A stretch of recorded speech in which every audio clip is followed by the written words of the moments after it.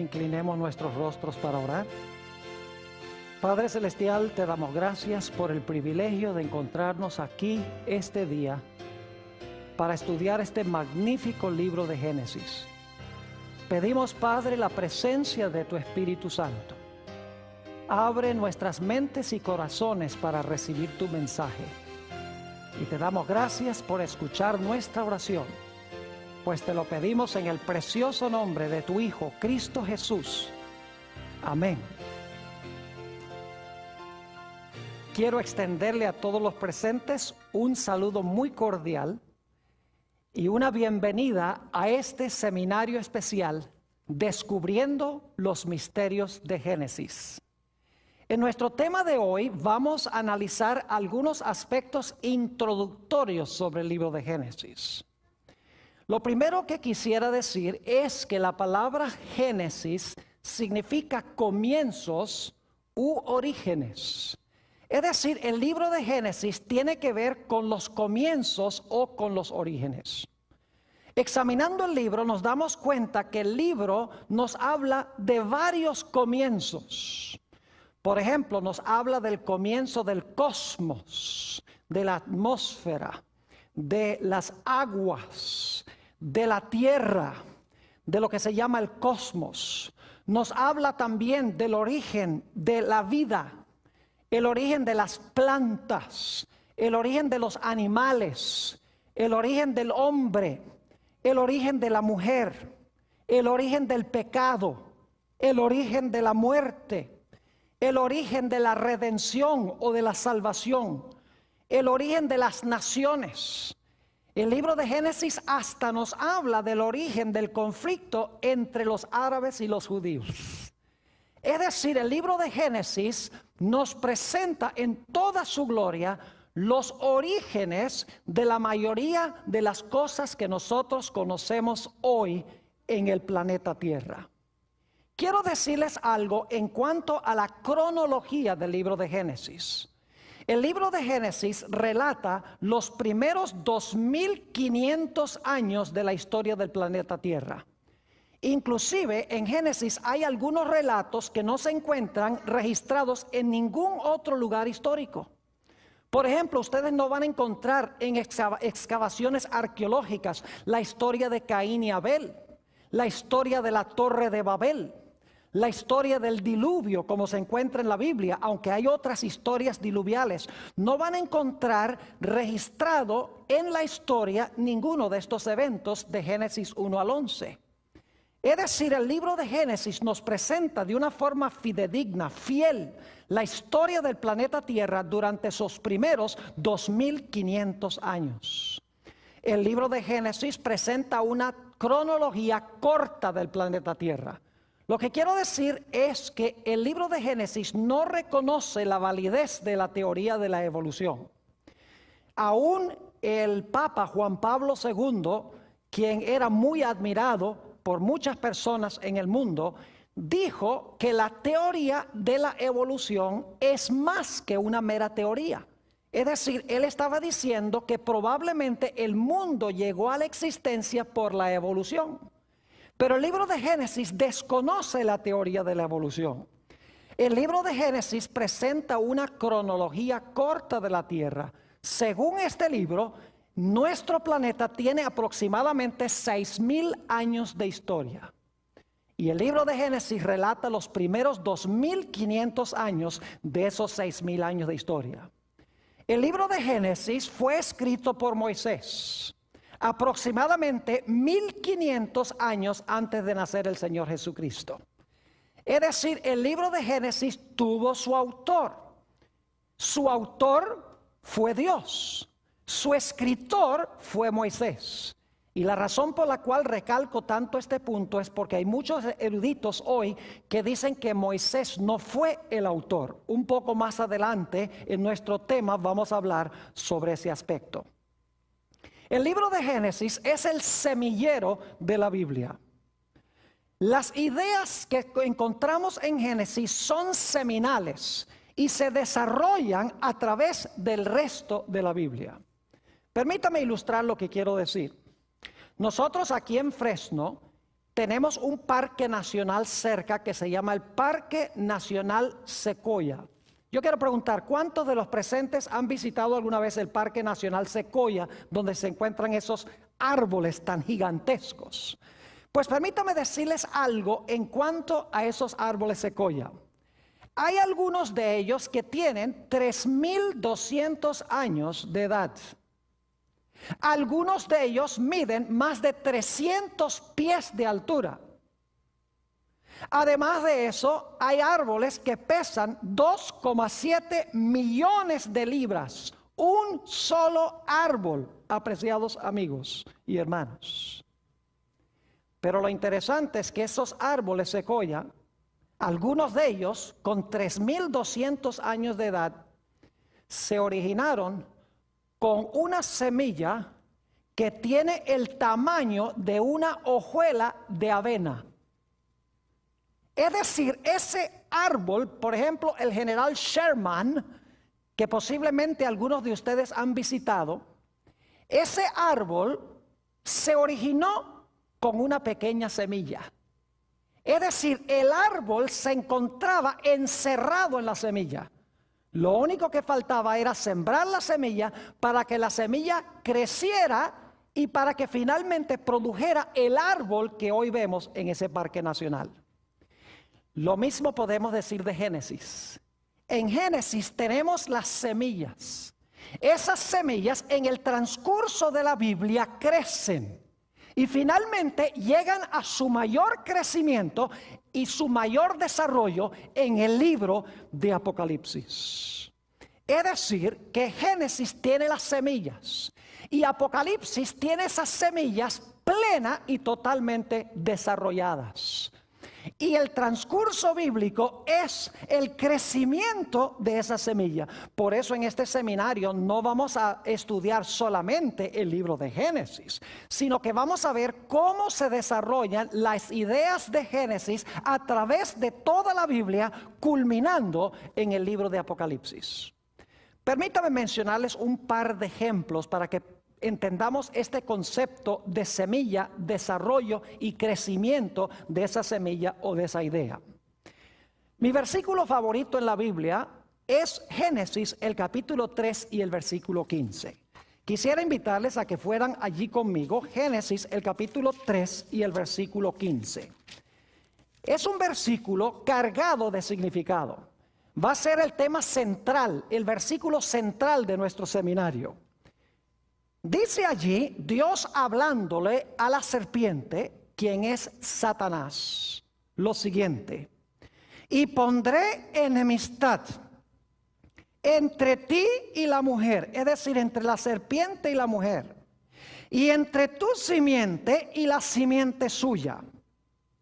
Es decir, va a haber enemistad entre la serpiente y la mujer, y la simiente de la serpiente y la simiente de la mujer.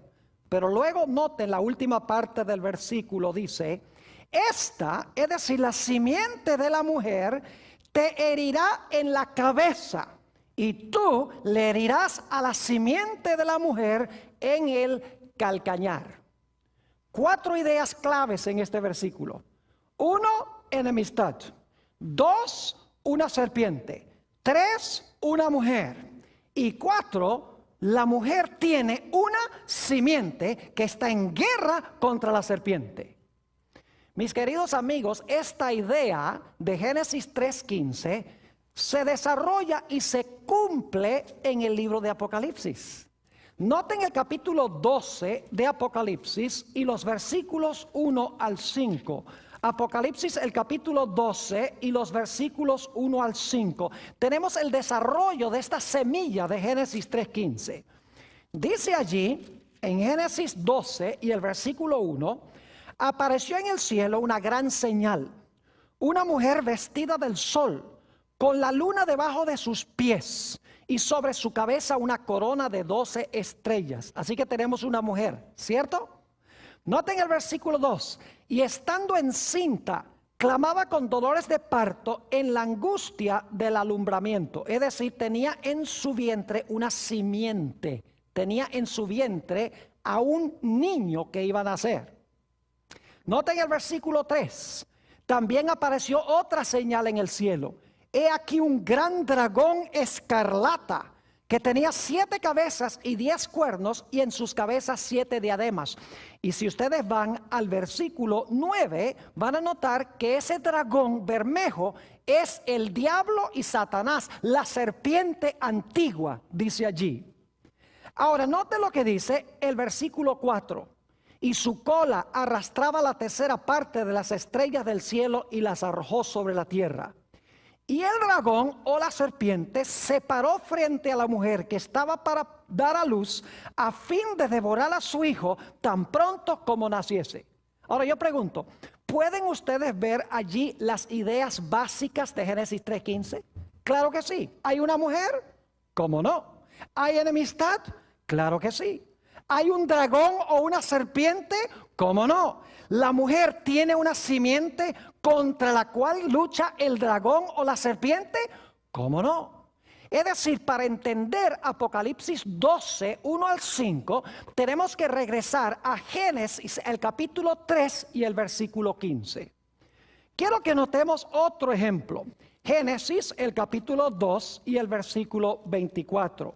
Génesis, el capítulo 2 y el versículo 24. Estamos viendo cómo las semillas del Génesis se desarrollan en la Biblia y se cumplen finalmente y alcanzan su mayor crecimiento en el libro de Apocalipsis.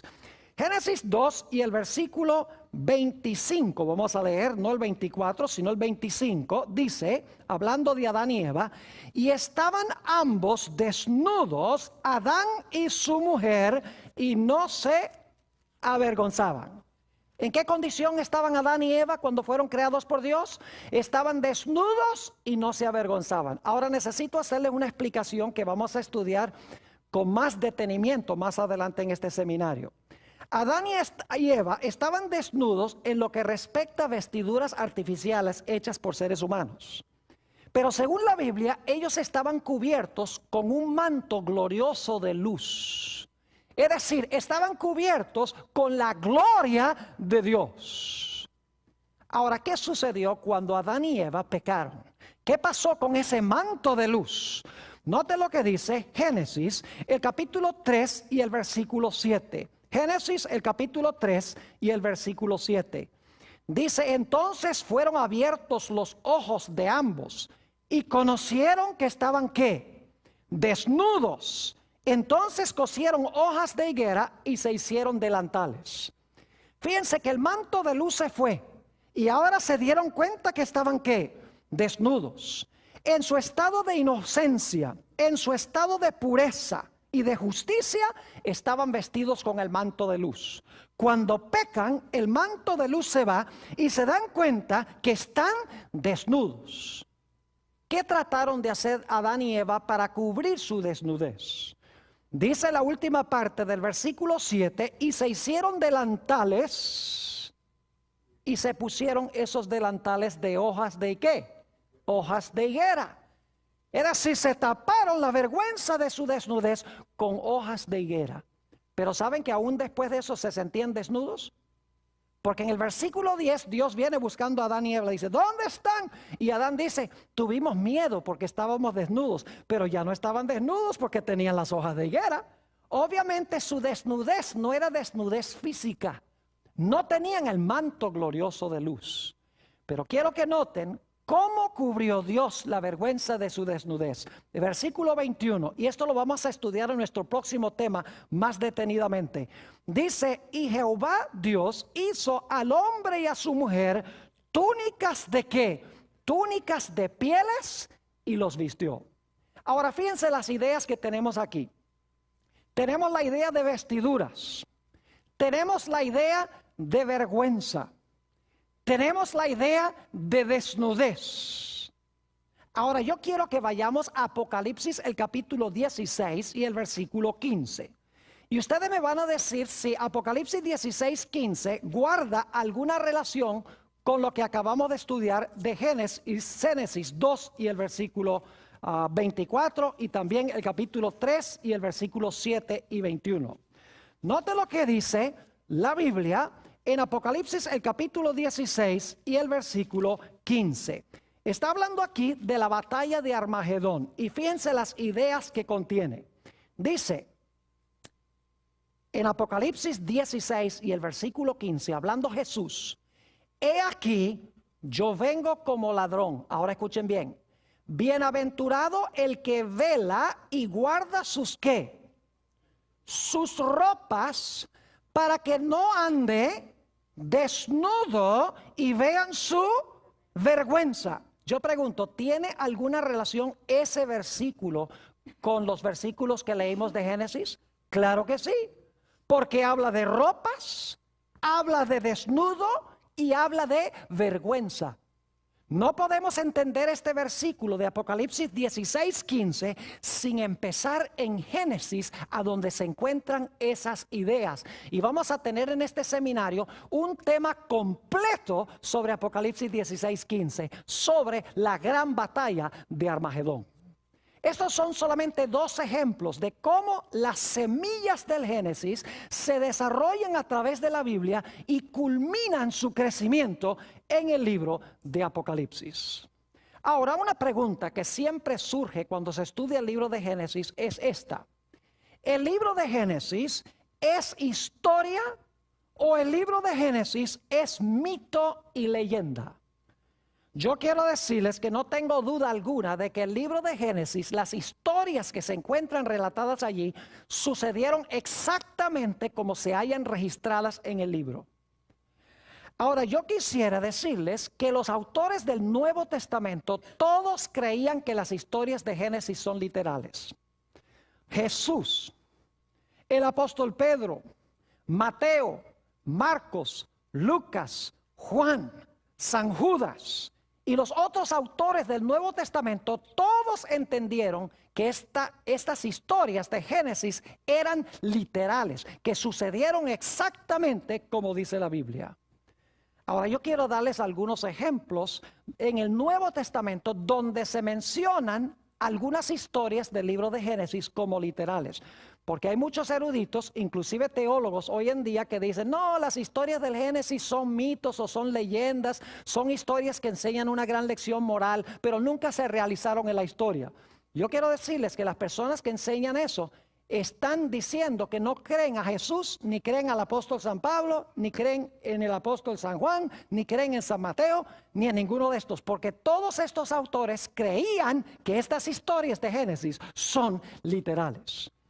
Noten, por ejemplo, Mateo el capítulo 19, Mateo 19 y los versículos 4 al 6. Mateo 19 y los versículos 4 al 6. Yo pregunto, ¿creen ustedes que Jesús creía que Adán y Eva fueron personas históricas, literales? ¿Creen ustedes que fue Dios el que hizo el matrimonio al comienzo? Jesús lo creía así. Note lo que dice Mateo 19 y el versículo 4. Él respondiendo les dijo, ¿no habéis leído que el que los hizo al principio, varón y hembra los hizo? Y dijo, por esto dejará padre y madre el hombre y se unirá a su mujer, y los dos serán una sola carne.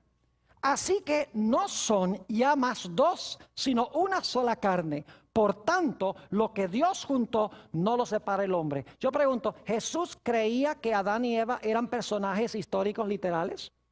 Claro que sí. ¿Creía Jesús que el primer matrimonio fue literal entre Adán y Eva? ¿Cómo no? Así que si usted dice que no, usted está poniendo en tela de juicio ¿a quién? Las palabras de Jesús. Usted está contrariando lo que creía Jesús. Ahora vamos a notar algunas otras historias de Génesis. Por ejemplo, tenemos una semana de 7 días, ¿verdad? ¿Se han preguntado alguna vez por qué tenemos una semana de 7 días? ¿Por qué no tiene 10? ¿Por qué no tiene 5? ¿Por qué no tiene 3? ¿Por qué la semana tiene 7? Porque en el libro de Génesis nos dice que Jehová creó el mundo en 6 días y reposó, ¿qué cosa? El séptimo día. ¿Saben ustedes que el Señor Jesucristo creía que ese séptimo día era bien literal, de 24 horas? Porque en San Marcos 2:27 el Señor Jesucristo declaró, el sábado fue hecho por causa del hombre y no el hombre por causa del sábado. El Señor Jesucristo creyó en el sábado. Dijo que el sábado fue creado originalmente. Es decir, Jesús creía que nuestra semana viene de la semana literal al comienzo de la historia. En Lucas 3 encontramos otro ejemplo interesante. No voy a buscarlo en la Biblia, se los voy a explicar. Tenemos en Lucas 3 la genealogía de Jesús. ¿Sabe lo que es una genealogía? Son la lista de los antecesores de Jesús. Y es interesante, se menciona comenzando con José, el padre de Jesús, y el relato va hacia atrás y termina allá con Adán.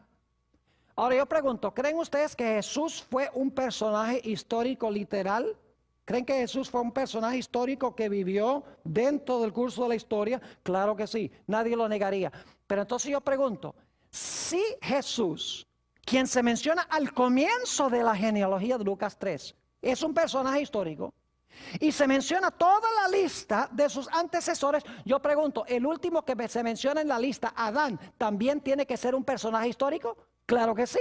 Usted no puede decir que Jesús, el último que se menciona en la lista, es un personaje histórico, pero Adán en realidad no fue un personaje histórico. Porque todos los personajes en la genealogía de Jesús fueron personas reales que vivieron dentro del espacio y dentro del tiempo. Otro relato que Jesús aceptó como literal, que hoy los científicos dicen eso, nunca hubo un diluvio universal. ¿Qué va? Eso no pasó, dicen muchos científicos, historiadores, aún teólogos y ministros. Yo pregunto, ¿Jesús creyó que el diluvio fue literal, que pasó históricamente? Claro que sí. Noten San Mateo, el capítulo 24 y los versículos 37 al 39. Mateo 24 y el versículo 37 al 39. Palabras de Jesús. Dice, mas como en los días de Noé, así será la venida del Hijo del Hombre. Yo pregunto, ¿la segunda venida de Jesús va a ser un evento histórico, literal? ¿Va a pasar así como lo dice la Biblia? Claro que sí. Jesús dice, como fue en los días de Noé, así va a ser en su venida. Así que si el diluvio fue histórico, su venida también va a ser un evento histórico. Versículo 38, porque como en los días antes del diluvio, estaban comiendo y bebiendo, casándose y dando en casamiento, hasta el día en que Noé entró en el arca, y no entendieron hasta que vino el diluvio y se los llevó a todos. Así será también la venida del Hijo del Hombre. Pregunto, ¿creía Jesús en un diluvio literal que se realizó en la historia y en el tiempo? Claro que sí. Ahora, ¿qué de Caín y Abel? El Nuevo Testamento confiesa que Caín y Abel fueron personajes reales, históricos, que existieron. Claro que sí. Primera de Juan, el capítulo 3 y el versículo 12. Primera de San Juan, el capítulo 3 y el versículo 12. Nos presenta a Caín y Abel como personajes históricos. Dice allí, no como Caín, que era del maligno y mató a su hermano. ¿Y por qué causa le mató? Porque sus obras eran malas y las de su hermano justas. Pregunto, ¿creía el apóstol San Juan que Caín y Abel fueron personajes reales que vivieron dentro del curso de la historia? Claro que sí. Así que si usted dice que no, usted está poniendo en tela de juicio lo que dice Juan, lo que dice Jesús. ¿Saben ustedes que el Nuevo Testamento también nos dice que Enoc fue un personaje real, histórico? Ese individuo que vivió una vida tan santa que la Biblia dice que ni siquiera murió en el planeta Tierra. Dios se lo llevó. Note lo que dice Hebreos el capítulo 11 y el versículo 5. Hebreos el capítulo 11 y el versículo 5 sobre este personaje Enoc. Fue un personaje literal, real, histórico. Dice en el versículo 5, por la fe Enoc fue traspuesto para no ver muerte y no fue hallado, porque lo traspuso Dios. Y antes que fuese traspuesto, tuvo testimonio de haber agradado a Dios.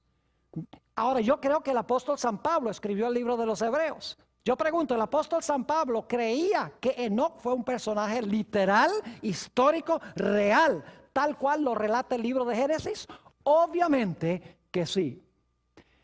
Ahora, algunos dicen Sodoma y Gomorra nunca existieron. Algunos científicos, algunos geólogos, algunos historiadores, inclusive ministros, dicen esa historia de Sodoma y Gomorra es una historia imaginaria para enseñarle a la gente que se porte bien. Ahora yo pregunto, ¿creía Jesús que las ciudades de Sodoma y Gomorra existieron y fueron destruidas por fuego? Claro que sí. Note lo que dice San Lucas 17 y el versículo 28. San Lucas el capítulo 17 y el versículo 28. Dice aquí, asimismo como sucedió en los días de Lot. ¿Creía Jesús que Lot fue un personaje histórico? ¿Literal? Claro que sí. Comían, bebían, compraban, vendían, plantaban, edificaban. Mas el día en que Lot salió de Sodoma, llovió del cielo fuego y azufre y los destruyó a todos. Así será el día en que el Hijo del Hombre se manifieste. Fíjense que las historias del libro de Génesis ocurrieron tal cual lo relata el libro de Génesis. El testimonio de los autores del Nuevo Testamento corrobora que estas cosas pasaron exactamente como lo dice la Biblia. Ahora, algunos de ustedes estarán preguntando por qué el pastor Bor enfatiza y recalca tanto este punto. Quiero decirles que desde la época que se conoce como la Edad de la Razón, que comenzó en la segunda mitad del siglo XVIII, los filósofos, los científicos, los historiadores y aún los teólogos empezaron a enseñar que las historias de Génesis en realidad no son historias que se realizaron como lo dice el libro de Génesis, sino que son mitos y leyendas. Es más, la mayoría de los eruditos comenzaron a enseñar de que el libro de Génesis ni siquiera fue escrito por Moisés 1500 años antes de Cristo. Empezaron a enseñar que el libro de Génesis es producto de muchos diferentes autores, cada uno escribió una historia y luego vino un redactor y juntó todas esas historias en el libro que hoy conocemos como el libro de Génesis. Cuando yo estudiaba en el seminario, una vez estaba haciendo una investigación y conseguí una Biblia que se llama la Biblia Arco Iris. Y es interesante en esa Biblia Arco Iris leer el libro de Génesis y ver que por cada color que se da en el libro de Génesis, según los que prepararon esa Biblia, eso lo escribió un autor diferente. Y el libro de Génesis está marcado en múltiples colores, porque según ellos, el libro de Génesis tuvo múltiples autores. La Biblia enseña que Génesis fue escrito por Moisés. El libro de Génesis fue escrito por Moisés, aproximadamente 1500 años antes de Cristo, y el libro relata historias reales. Posiblemente sea sorpresivo para muchos de ustedes saber que hoy en día hay muchos ministros, y no son unos pocos, son muchos ministros y pastores y sacerdotes que no creen que el libro de Génesis es histórico. Hace unos años fui a la Universidad de Andrews, donde yo me gradué del seminario, para presentar una serie de temas en una iglesia allí. Y durante el día, como no tenía nada que hacer, decidí disfrutar la maravillosa biblioteca que tiene centenares de volúmenes. Se vuelve uno loco allí con todo el material que hay. Pero me puse a investigar el libro de Génesis, específicamente Génesis 3:15. ¿Y sabe lo que descubrí? Que la mayoría de los comentarios bíblicos no creían que el libro de Génesis es literal. Comentarios escritos por teólogos y por ministros y por sacerdotes. Por ejemplo, un comentario decía, esa historia de Eva y la serpiente la inventó alguien para explicar por qué la gente le tiene miedo a las culebras. Otro comentario decía, la razón por la cual se escribió la historia de Caín y Abel es para explicar el origen de las peleas que existen entre hermanos y hermanos, o hermanos y hermanas. Otro comentario decía, la historia de la Torre de Babel se escribió para explicar de dónde vienen todos los idiomas, pero eso no pasó históricamente. Es decir, todas las historias, según estos eruditos, fueron escritos para explicar cosas que existen hoy en día, pero estas historias no se realizaron tal como lo relata el libro de Génesis. Yo quiero decirles que yo prefiero creerle a Jesús, a Pablo, a Pedro, a Mateo, a Marcos, a Lucas y a Juan, que creerle a cualquier erudito moderno que no acepta la historicidad del libro de Génesis. Ahora quiero decirles también que el libro de Génesis tiene mucho que decir en cuanto a las disciplinas que se estudian en las universidades de hoy. Las grandes disciplinas, hay departamentos de sociología, hay departamentos de historia, hay departamentos de botánica, hay departamentos de biología, hay departamentos de teología. El libro de Génesis tiene algo que decir en cuanto a todas estas disciplinas que se estudian hoy en las universidades. Permítame mencionarles algunas. La teología. El libro de Génesis comienza diciendo, en el principio creó Dios los cielos y la tierra. Es una declaración teológica. Es decir, el mundo debe su origen a Dios. El libro de Génesis tiene mucho que decir de cosmología, es decir, cómo apareció la atmósfera, porque hay aguas abajo y aguas arriba, porque hay aguas debajo de la tierra, de dónde apareció la tierra seca. Es decir, el libro de Génesis tiene mucho que decir, por ejemplo, en el capítulo 1 y el versículo 6 al 8, sobre el origen del cosmos. El libro de Génesis tiene mucho que decir en cuanto al origen de la cronología, es decir, del tiempo. Después de cada día de la creación dice, y fue la tarde y la mañana del día primero, fue la tarde y la mañana del día segundo. Y si leen un poquito más adelante, por ejemplo en Génesis 1 y el versículo 14, dice que Dios hizo el sol para gobernar el día, hizo la luna para gobernar la noche, también hizo las estrellas para gobernar los meses y las estaciones del año. Es decir, el libro de Génesis nos habla del origen de la cronología. El libro de Génesis en el capítulo 1 y los versículos 9 y 10 nos dice mucho sobre la geografía. ¿Dónde y cuándo se originó la tierra seca? A donde andan los animales, a donde están los árboles y las flores y las plantas. Nos dice allí que Dios fue el que hizo aparecer la tierra seca de en medio de las aguas. El libro de Génesis tiene mucho que decir de la botánica, es decir, de las plantas. Es más, en el capítulo 1 y los versículos 11 al 13 de Génesis, nos dice que todas las plantas se iban a reproducir de acuerdo a su especie. Y hoy en día, el mundo de la botánica nos dice que las plantas se reproducen solo según su especie. El libro de Génesis tiene mucho que decirnos sobre la astronomía. Habla sobre el origen del sol, sobre el origen de la luna, sobre el origen de las estrellas. El libro de Génesis tiene mucho que hablar de zoología, es decir, el estudio de los animales.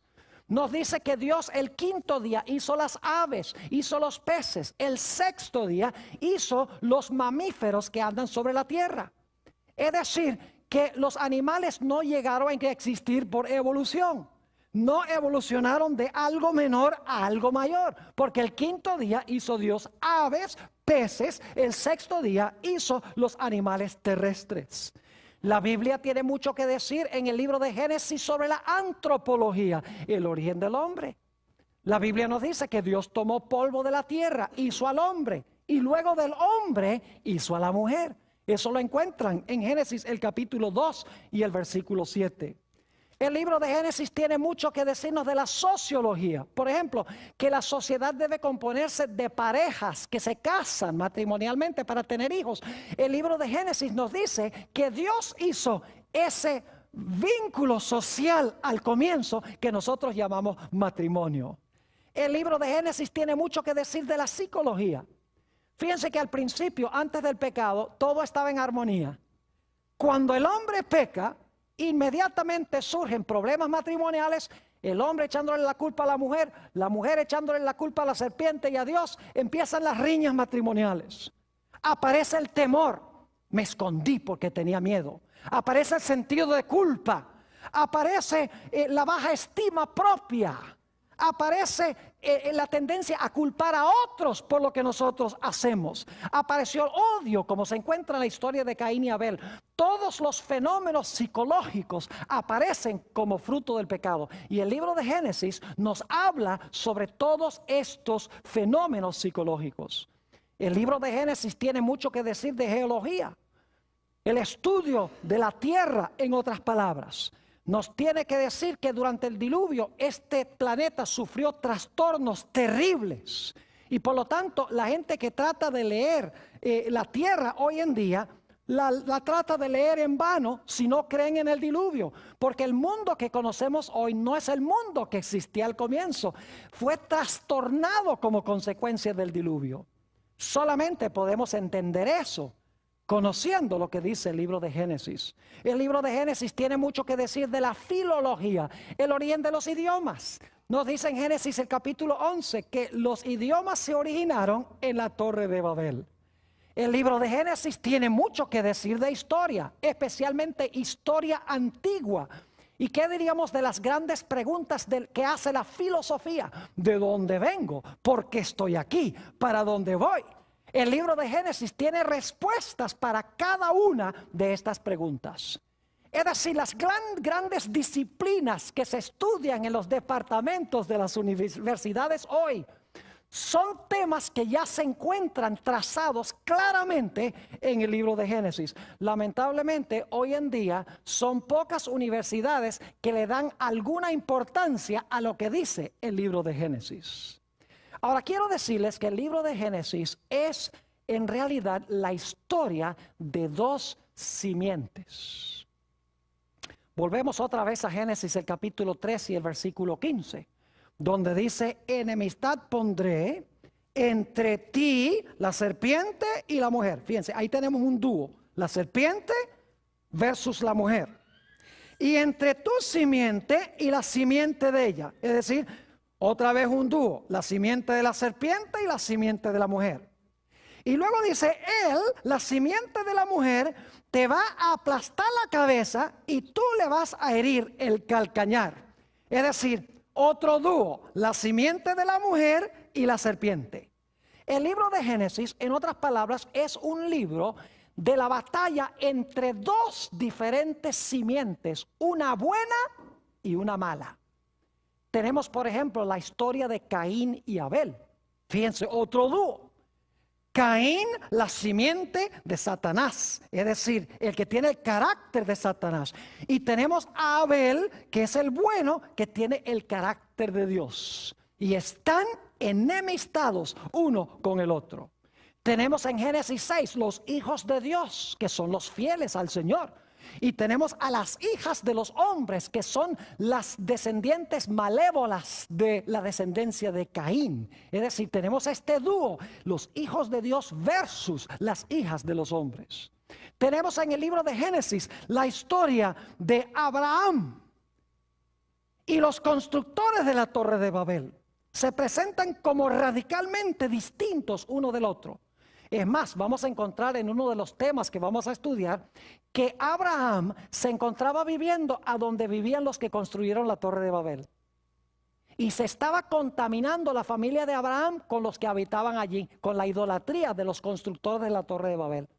Así que Dios dijo, yo no puedo dejar que mi simiente se quede aquí para que me lo corrompan. Así que Dios, según Génesis 12, 1 al 3, llamó a Abraham de Ur de los Caldeos, lo sacó de ese ambiente y lo llevó a la tierra de Canaán. Abraham y los constructores de la Torre de Babel, dos simientes opuestas. Luego tenemos Isaac e Ismael. Isaac, la simiente mala, Isaac, la simiente buena, Ismael, la simiente mala. Y nuevamente la idea de enemistad. Ismael odiando y tratando de destruir a Isaac, según dice en Gálatas el capítulo 4. Y luego tenemos la historia de Jacob y Esaú. Fíjense, otro dúo en el libro de Génesis. Esaú, el malo, que vendió su primogenitura, y Jacob, el bueno, el que recibió la primogenitura. Y Esaú enemistado contra Jacob, su hermano. Tenemos también Lot y los constructores de las ciudades de Sodoma y de Gomorra. Lot, según 2 de Pedro 2, 6 al 8, era un hombre pío, era un hombre santo. que le molestaba la impiedad de las ciudades, mientras que la Biblia dice que los habitantes de Sodoma y Gomorra eran malos y pecadores delante de Jehová. Y luego tenemos a José por un lado y tenemos por el otro lado a sus hermanos. Es decir, el libro de Génesis es la historia de las dos simientes, la simiente buena y la simiente mala, en riña o en guerra uno con el otro. Y esta idea se desarrolla a través de toda la Biblia y finalmente culmina en el libro de Apocalipsis con aquellos que tienen el sello de Dios y los que tienen la marca de la bestia. Aquellos que se presentan como la mies de la tierra en Apocalipsis 14, que son los justos, y las uvas que son echadas en el lagar de la ira de Dios. Allí culmina esta idea y vamos a encontrar en uno de nuestros temas, cuando hablemos de la batalla de Armagedón, que la historia de Caín y Abel, esta riña entre estos dos hermanos, y la riña tenía que ver con la obediencia a Dios y con la verdadera adoración a Dios.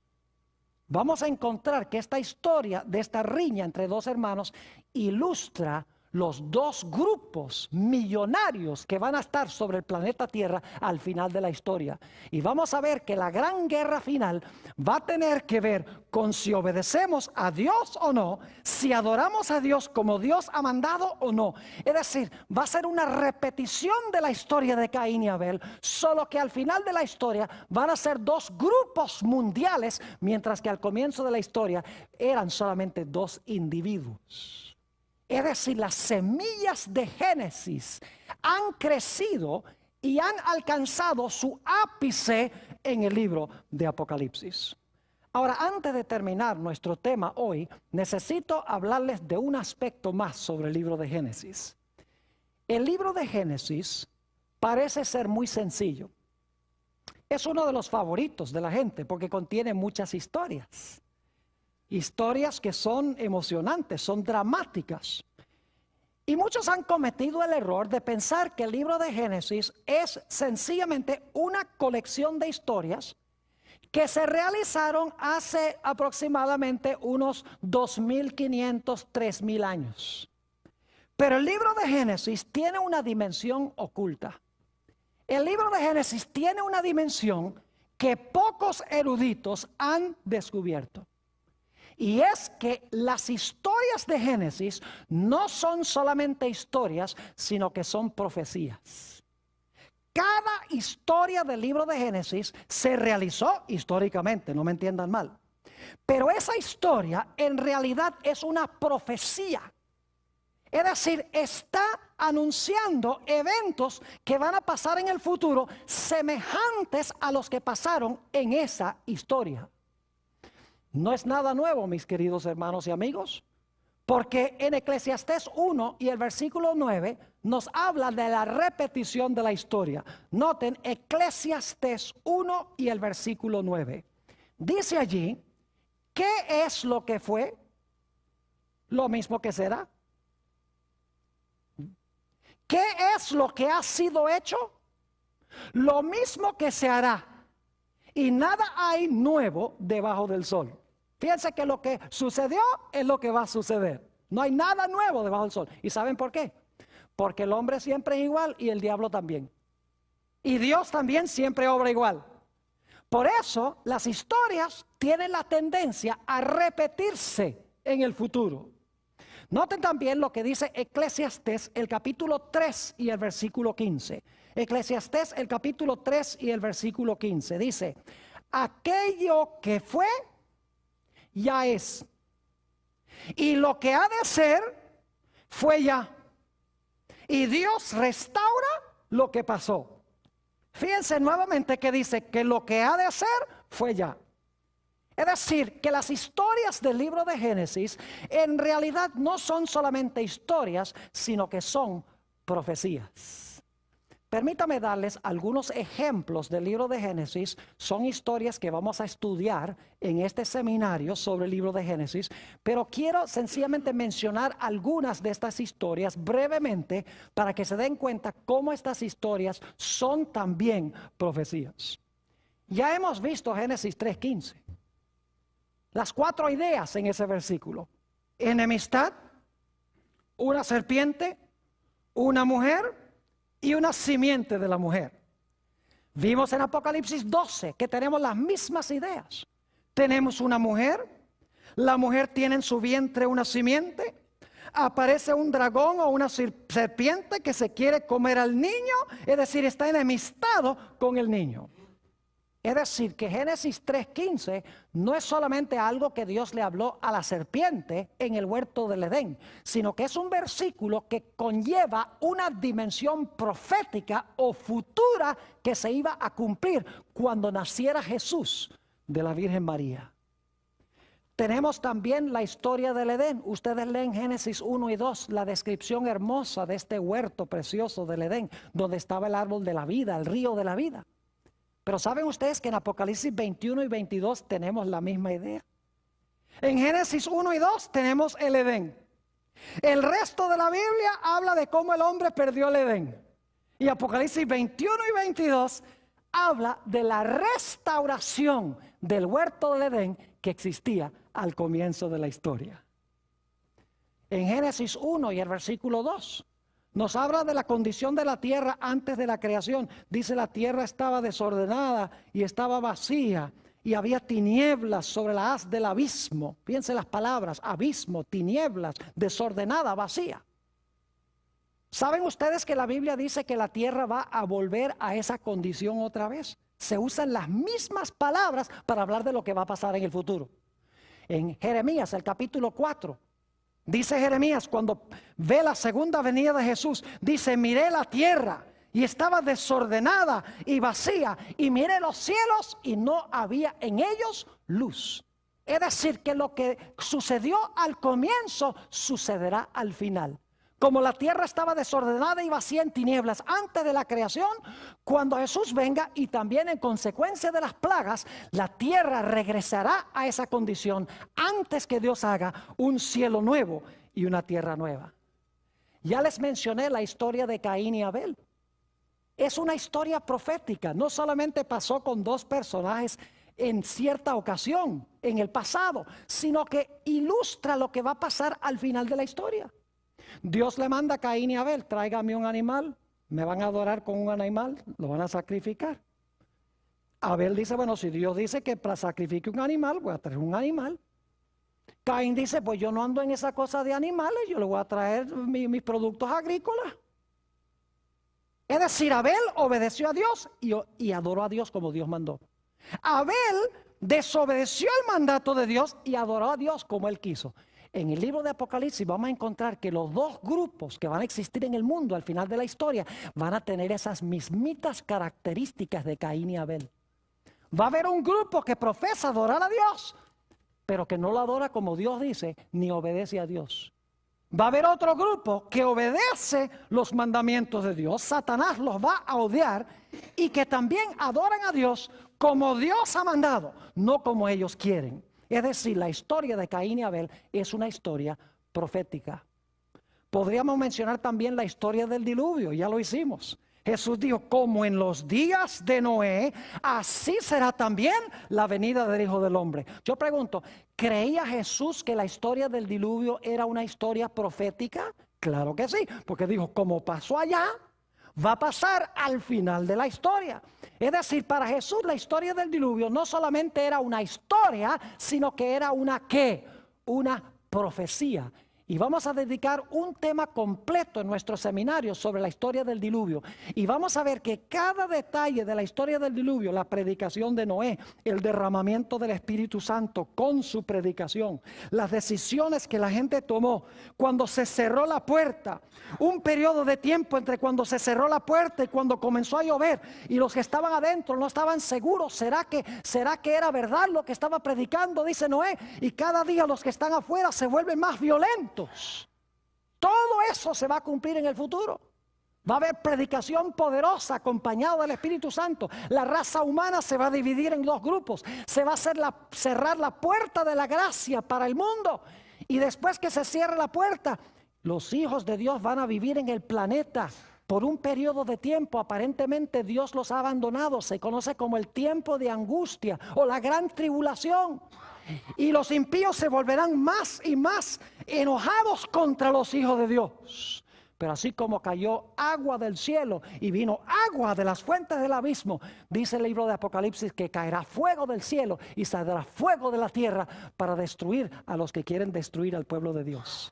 Es decir, la historia del diluvio es una historia profética. No solamente sucedió en el pasado, sino que sucederá también en el futuro.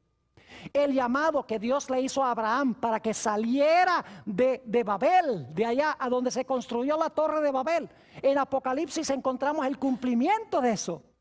Porque Dios al final de la historia dice a su pueblo que está en Babilonia, en Apocalipsis 18:4 dice: salid de ella, pueblo mío, para que no seáis partícipes de sus pecados. Lo que pasó con Abraham históricamente va a pasar con el pueblo de Dios al final de la historia. La confusión y la caída de Babilonia en la torre de Babel se va a repetir en el libro de Apocalipsis. Así como cayó la cima de esa torre, así como la gente quedó confundida. En Apocalipsis 14:8 y el 18:1-3 dice: ha caído Babilonia. Usted no puede entender la caída de Babilonia al final de la historia, al menos que haya entendido la primera caída de Babilonia en la torre de Babel. Podríamos mencionar los 3 ángeles que vinieron a Abraham antes de la destrucción de Sodoma y Gomorra. Vamos a tener un tema completo sobre lo que pasó con las ciudades de la llanura. ¿Por qué creen ustedes que vinieron 3 ángeles a Abraham antes de que las ciudades fuesen destruidas? Yo pregunto, ¿el libro de Apocalipsis habla de 3 ángeles que van a venir a dar una advertencia al mundo antes que Jesús venga? Claro que sí. Y vamos a encontrar que todo lo que pasó antes de la destrucción de Sodoma y Gomorra y lo que sucedió cuando fueron destruidas estas ciudades se va a repetir de nuevo, pero no con 2 ciudades, sino a nivel global. La historia de Isaac e Ismael, que se encuentra en Génesis 16 y 17, el apóstol Pablo en Gálatas 4, 21-31 dice que esa historia es profética.